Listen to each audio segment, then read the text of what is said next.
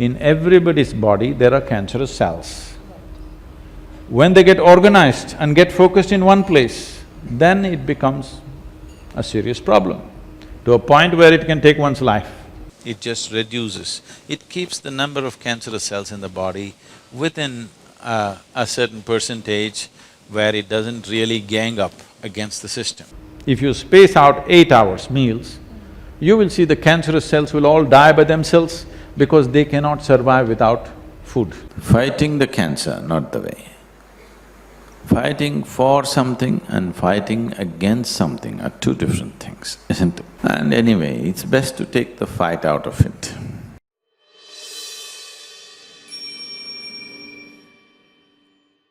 When I say cancerous cells, every one of our bodies has cancerous cells, but they're disorganized, they're all over the place.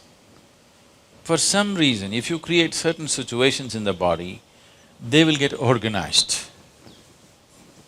So, from petty crime to organized crime, serious problem, isn't it? There are petty criminals everywhere, in every town. Here and there, they'll do little pickpocket, this, that, no problem. But if 50 of them get organized in Coimbatore city, then suddenly the whole atmosphere in the city will change, because these 50 guys together can do such things that it'll become dangerous for you to step on the street. So that's all is happening in the body. There are cancerous cells, these are criminal cells. They're running around. If they're loafing around by themselves, no problem. If they all gather in one place, if they meet in one place and they hit it off, then it's a problem. So, if the law enforcement is good, they see this, initially a criminal is happy picking somebody's pocket. Every day picking pocket, when two of them meet, they will dream of burgling a house. When 5 of them meet, they'll dream of robbing a bank. That's how it is. So, if the law enforcement is conscious and active, they will make sure, here and there they'll pick up one guy and throw him in. They'll do something, so that they never gather in enough numbers to become a major problem. So the same thing with the body. Before they gang up, if you keep breaking them up here and there, killing a few guys, every day Neem just does that. It just reduces. It keeps the number of cancerous cells in the body within a certain percentage where it doesn't really gang up against the system. So it's a very important thing to consume Neem. Only thing about Neem is if you consume it in excess quantity, it also kills the sperm cells. That is, we will have the fortune of a reduced population if everybody in the world consumes enough Neem. Because it's a spermicide, it must be consumed in small quantities because it's not for us to decide what should happen to an individual.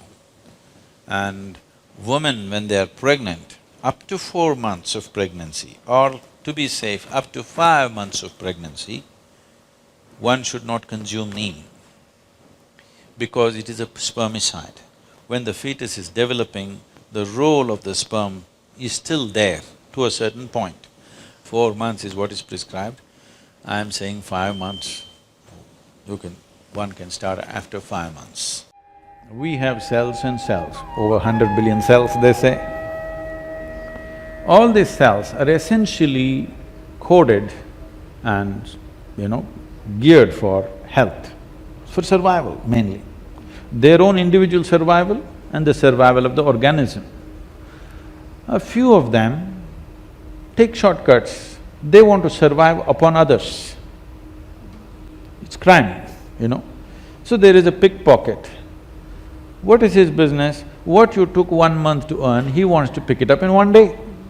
But he is also part of the society till he is caught, all right?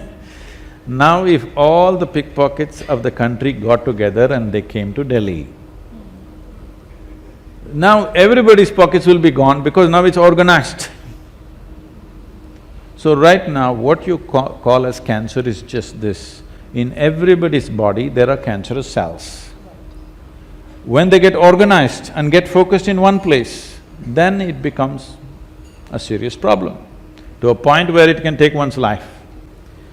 What is the solution? There are many things to say. First of all, crime flourishes where there is no order in the system. Yes? Criminals in the society will flourish if the law enforcement is not in order. So there is a defense mechanism in our system. Are we keeping it well? Are we bombarding it with all kinds of stimulants, intoxicants, everything, and then we're expecting our defense mechanism to work? It won't work like that. We must understand every stimulant and every intoxicant we consume in some way dents our defense mechanism. People think defense mechanism is only for external infections. No. Even to contain the internal criminals in the body, the defense mechanism works. So a simple thing is, in the yogic system, this is a simple logic. These cancerous cells in our body, they consume usually about 27 to 28 times of food than the normal cells. So, if you space out your meal, an ideal spacing between one meal and the next in the yogic culture is 8 to 12 hours. If you space out 8 hours meals, you will see the cancerous cells will all die by themselves because they cannot survive without food. Other cells will survive. So always we fixed it, morning one meal, evening one meal, no in-between eating. And once in a way, every month, twice a month or once a month, people are practicing one full day, no food. These are simple ways to control this. Apart from that, there are various other things. Above all, if your mind and body is in a certain ease, these will not survive.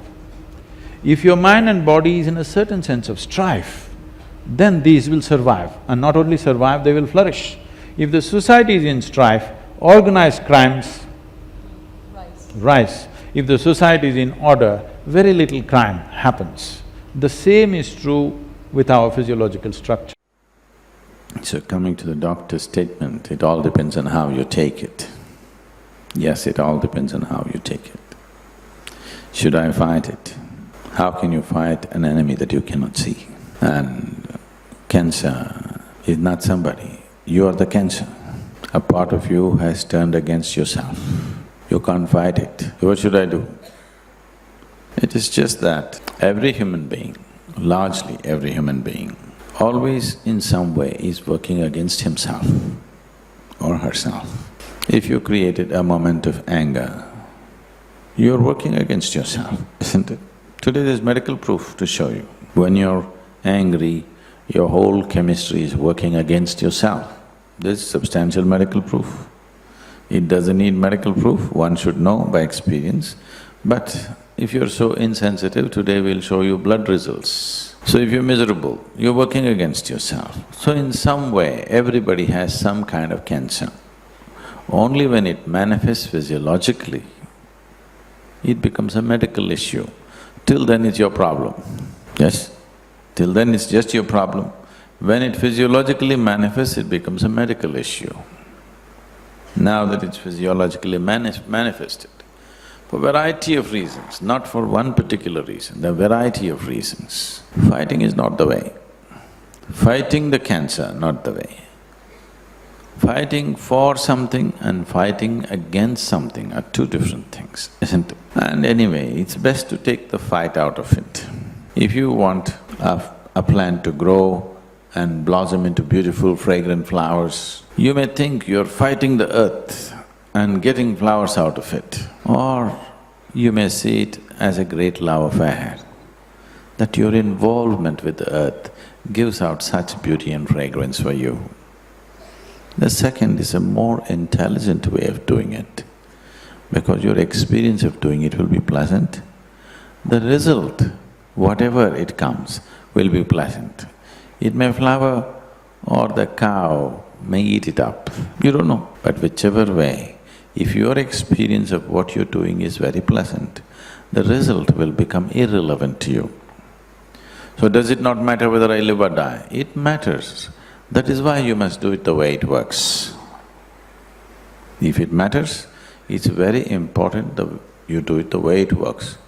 Just because you're a brave man, you will fight and you'll die, that's no use.